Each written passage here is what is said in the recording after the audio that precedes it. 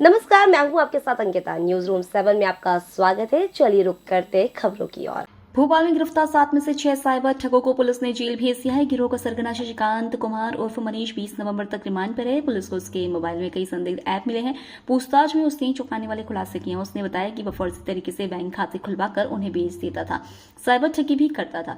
शशिकांत ने बताया कि सबसे पहले वह नाबालिग लड़के लड़कियों के आधार कार्ड हासिल करता था, फिर उन्हें एडिट कर दूसरों की फोटो लगाता था, साथ ही उम्र बढ़ाकर लिख देता था। इस फर्जी आधार नंबर से पैन कार्ड बन जाता था। इसके बाद फर्जी आधार और पैन कार्ड की मदद से बैंक खाते खुलवाता था। को लेकर के अवेयरनेस पर काफी बातें हो रही हैं और साइबर क्राइम एक बड़ी चुनौती के रूप में उभरा है। पिछले दिनों भोपाल में भी कई एक डिजिटल अरेस्ट की घटना हुई, जिसमें पुलिस ने एक महत्वपूर्ण घटना में भूमिका निभाई और उसे काफी हद तक उसमें तत्काल फरियादी को उस मनस्थिति से बाहर भी निकाला। उसी कड़ी में एक महत्वपूर्ण घटक साइबर क्राइम का, उस पर हम लोग अभी एक पुलिस को बड़ी सफलता मिली है, जिसमें हम जानते हैं कि जब साइबर क्राइम में किसी के साथ कोई ठगी होती है तो पुलिस के लिए एक बड़ी चुनौती होती है कि उसमें आरोपी की तह तक पहुंच पाना। और क्योंकि उसमें कई ऐसे पैरेलल समानांतर लाइंस चलती हैं, समानांतर रेखाएं चलती हैं, जैसे कि जब पुलिस आरोपी के खाते में पैसों की जब जांच करती है, जब जिससे कॉल आते हैं उस कॉल नंबर को ट्रेस करने की कोशिश करती है, तो अंत में सबका जो निष्कर्ष होता है वो शून्य होता है। उसमें उस नाम का न कोई व्यक्ति मिलता है, न उस नाम का कोई खाता मिलता है। इसलिए हमेशा से अबूझ पहेली है और पुलिस की जांच का एक महत्वपूर्ण हिस्सा है कि आखिर उस तह तक कैसे पहुंचा जाए। उस कड़ी में पुलिस ने एक बड़ी सफलता हासिल की है, जिसमें कहने को तो चौथी और पांचवी पास लगभग 7 लोगों ने ऐसे लगभग 1800 खाते बनाए हैं, बैंक खाते, और प्रत्येक खाते को 10,000 रुपए में बेचे हैं दूसरी गैंग्स को, जिससे देश में अलग अलग जगहों पे इस तरह की घटनाएं होती है। इन्होंने 1.5 महीने में घटनाएं यहाँ पे की हैं, लेकिन ऐसा नहीं कि ये भोपाल में ही की है। इसके पहले लगभग 6 अलग अलग शहरों में इस तरह की वारदातें कर चुके हैं। और इसके पहले कि किसी को पता चले, इसके पहले कि किसी भी एजेंसी को इस बात की भनक लगे, वहां से रास्ता बदल लेते थे। यहाँ भी अगर अगले 10-15 दिनों में पता नहीं चलता तो ये रास्ता बदल करके और दूसरे किसी शहर में चले जाते।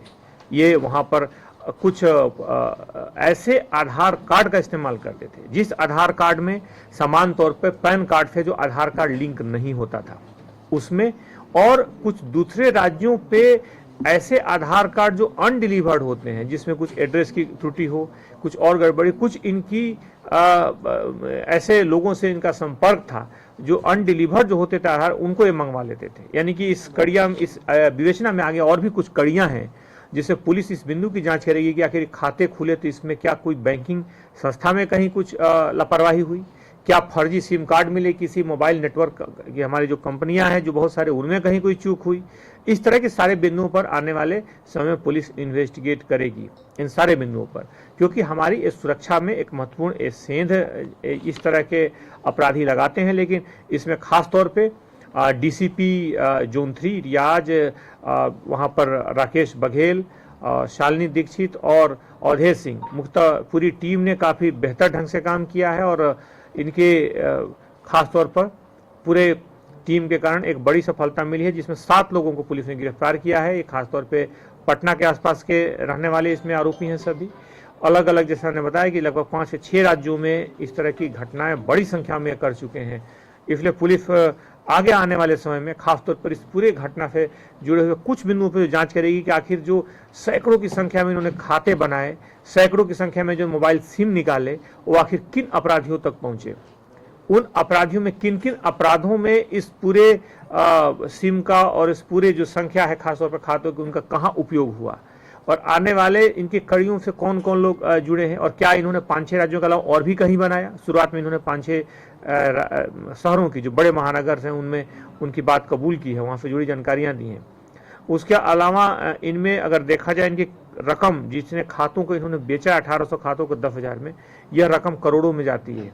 इतने रकम उसको बेचने की संख्या, तो यानी कि जो ट्रांजेक्शन हुए होंगे, जो ठगी हुई होगी, वो और बड़ी संख्या में हुई होगी। तो इस पूरे संख्या पर, इस पूरे जो ठगों का, खासतौर पर साइबर अपराधियों के एक महत्वपूर्ण घटक के बारे में जानकारी मिली है। पुलिस ने जो ये खुलासा किया है इससे सभी कड़ियों को पुलिस जोड़ करके इसमें कार्रवाई करेगी। इसमें अभी जैसे कि कुछ प्रिंटर्स, कुछ 8 मोबाइल फोन्स, खासतौर पे इतने सारे मोबाइल सिम्स सैकड़ों की संख्या में बैंक खाते लगभग मिले हैं। तो इन बैंक खातों सबकी तस्दीक की जा रही है और खास तौर पर हम इस जो संस्थाएं जो खास तौर पर इस पूरे घटनाक्रम से जुड़ी हैं उन पर भी हम कहाँ चूक हुई उस बिंदु पर जांच करेंगे और उनसे इस बात को हम लोग अगले कुछ दिनों में बुलाएंगे, अगले 2-3 दिनों में, जिसमें उनसे इन सारे कड़ियों पर जहाँ पे अगर चूक हुई है तो बात करेंगे और किसी की जानबूझ के लापरवाही है तो उसमें कार्रवाई भी करेंगे। सर भोपाल ही आखिर फिलहाल इस बुलेटिन में इतना ही। आप बने रहिए न्यूज रूम 7 के साथ। नमस्कार।